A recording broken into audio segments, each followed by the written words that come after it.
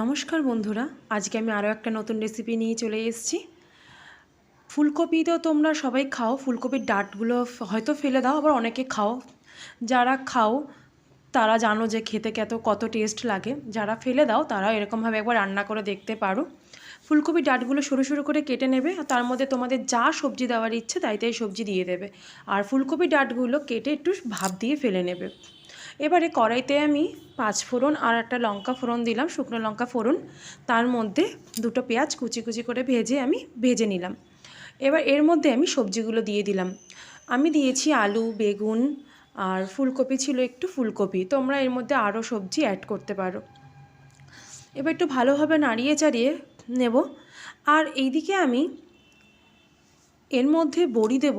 প্রথমে বড়িগুলো ভাজতে আমার মনে নেই, তেলটা ওই যে ভাজাটা বসিয়েছি তার মধ্যে ফাঁকা করে আমি একটু বড়িটা ভেজে নেব। একসাথেই ভেজে নেব, ওতে কোনো অসুবিধা হয় না। একটু লাল লাল করে ভাজা হয়ে গেলে তারপরে আমি একসাথে সবজির সাথে বড়িগুলোকে আমি আবারও ভেজে নেব।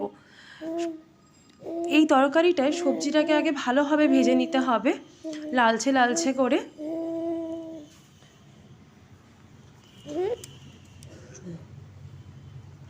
এবার আরেকদিকে আমি একটু জিরের গুঁড়ো আর লঙ্কার গুঁড়ো জলের মধ্যে আমি ভিজিয়ে রেখে দিলাম।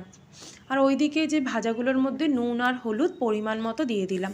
এবার আবারও একটু ভালোভাবে ভাজার পরে যে ভাপিয়ে রাখা ডাঁটিগুলো সেগুলো আমি দিয়ে দিলাম। দিয়ে ভালোভাবে আবার ভাজা ভাজা করে নেব।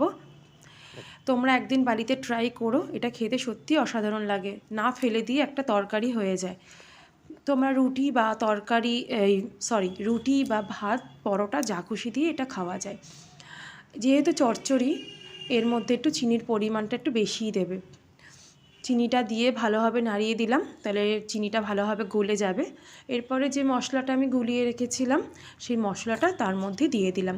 এবার ভালোভাবে কষিয়ে নেব এটাকে। ভালোভাবে কষানোর পরে এর মধ্যে আমরা পরিমাণ মতো জল দিয়ে দেবো এটাকে সিদ্ধ হওয়ার জন্য।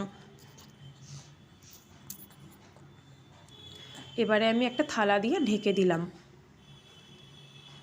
থালাটা কিছুক্ষণ পর তুলে দেখলাম আমার জলটাও ভালো টেনে গেছে, এমনকি সবজিগুলো সব সিদ্ধ হয়ে গেছে। এর উপর থেকে আমি একটু ধনেপাতা ছড়িয়ে দিলাম। এবার মাখা মাখা করে নামিয়ে নেব, তাহলেই আমার এই ফুলকপির ডাঁটি চচ্চড়ি তৈরি। তো তোমাদের আজকে এই রেসিপিটা কেমন লাগলো আমাকে জানিও কমেন্ট করে। যদি ভালো লাগে সাবস্ক্রাইব করে পাশে থেকো, আর গরম ভাত দিয়ে একবার ট্রাই করো। আজকের মতো এখানেই টাটা, আর পুরো ভিডিওটা দেখো প্লিজ। টাটা।